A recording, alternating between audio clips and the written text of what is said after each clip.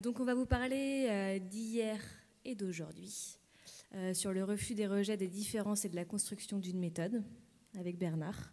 Et ensuite, moi, je vais évoquer aujourd'hui et demain aussi la possibilité des constructions dans un contexte d'enjeux multiples. Je suis assez d'accord à ce qui a été dit précédemment, que ce soit par Dominique Argout, quand il dit que ça a vraiment commencé dans les années 90, sur des éléments méthodologiques, puisque nous, on doit surtout parler de méthodologie, et qu'on va retrouver dans ce qu'on va dire. Arrêtons d'avoir des objectifs communs pour les deux publics, là où il faut avoir des objectifs croisés. Mais on va revenir dessus. Dans les fin des années 80, il n'y avait pas de demande explicite des anciens dans les premières enquêtes qu'on a faites.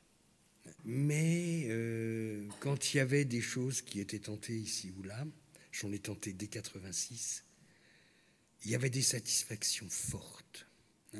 Mais il y avait des freins institutionnels. Il y avait des freins très forts. Les directions qui lui disent « Mais vous êtes en train de créer un nouveau besoin qu'il va falloir financer. Où sont les sous ?» Et puis aussi des freins internes, des personnels qui vivaient mal leur relation avec les vieux et qui disaient « on ne va pas imposer ça à nos enfants ». Donc c'est extrêmement complexe. On s'en est tiré parce qu'on a pris des soutiens. Et les soutiens sont arrivés très honnêtement du monde politique et des médias. Je rappelle souvent qu'une des premières grosses opérations que j'ai faites au début des années 90, c'était avec une école dans le 12e arrondissement de Paris. La directrice était d'accord, l'instit était d'accord, le recteur s'y est opposé, en disant non, c'est pas possible. Et il a fallu monter jusqu'au ministre de l'époque, qui était Jacques Lang, à l'Éducation nationale, pour faire sauter le verrou. Ça a évolué fort heureusement. Et les soutiens ont été des médias ou des politiques. Et petit à petit, ce qu'on a eu, c'est « mais c'est peut-être pas idiot ce truc-là. Il y a peut-être quelque chose à faire. » Alors, il a fallu travailler. Et on a bossé. Quand on parle d'intergénération, on ne peut pas éviter toute cette construction pédagogique. C'est à la fin des années 80 qu'on a commencé à construire. Oh, je sais la date exacte. Vous vous souvenez ? Balavoine qui se crache en hélicoptère. Il avait une fondation qu'il avait faite avec Michel Berger et France Gall, Action École, où c'était des gamins de collège qui mettaient des pompes à eau dans des zones de l'Afrique subtropicale. La fondation a été reprise comme c'était prévu, Berger et Gall ne voulant pas continuer, par Médecins du Monde. Kouchner, à ce moment-là, a pris contact avec nous, qui était le patron de Médecins du Monde, a pris contact avec nous, et on a eu tout un travail de construction pédagogique, puisqu'on n'était pas dans la transmission familiale, on était dans un autre cadre.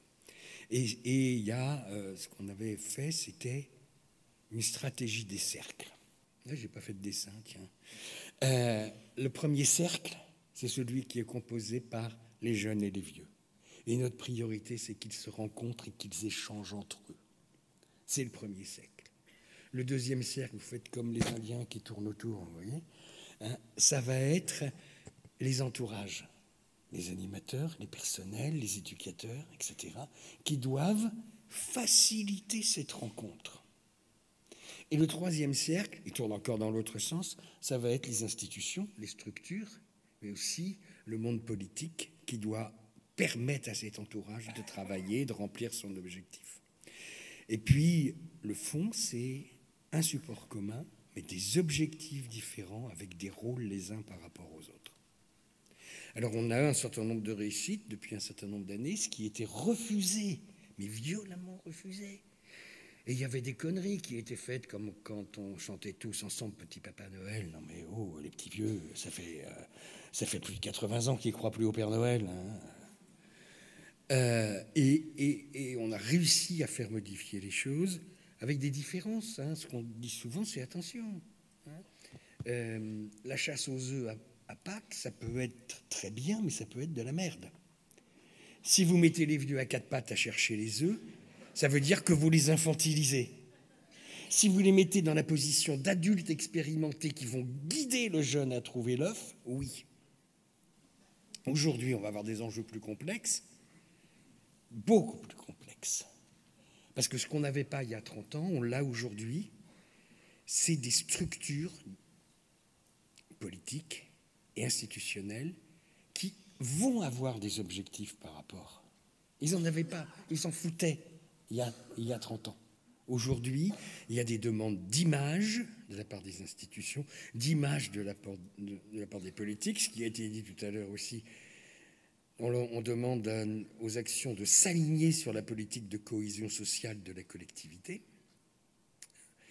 Et ça devient tellement pesant qu'on peut se poser la question, que deviennent les rencontres, les souhaits des jeunes et des vieux? Que devient le rôle de l'animateur? Et puis, il y a un dernier point qui a été un petit peu évoqué. Transmettre ou témoigner, je dis, c'est pas la même chose. Pas du tout. Et je dirais que quand il s'agit de transmettre, on va être dans l'animation. Quand il s'agit de témoigner, on va être dans le sociétal. Transmettre, c'est transmettre quelque chose à quelqu'un. Il y a deux compléments d'objet, direct et indirect. Si vous n'avez pas ces compléments, ça ne veut rien dire. Témoigner, c'est on témoigne à tout le monde. C'est beaucoup plus ouvert. On est plus près du devoir de mémoire. Et la transmission, je dirais, c'est essentiellement dans le domaine familial. Et c'est souvent, avec les très vieux, une transmission qui saute une génération.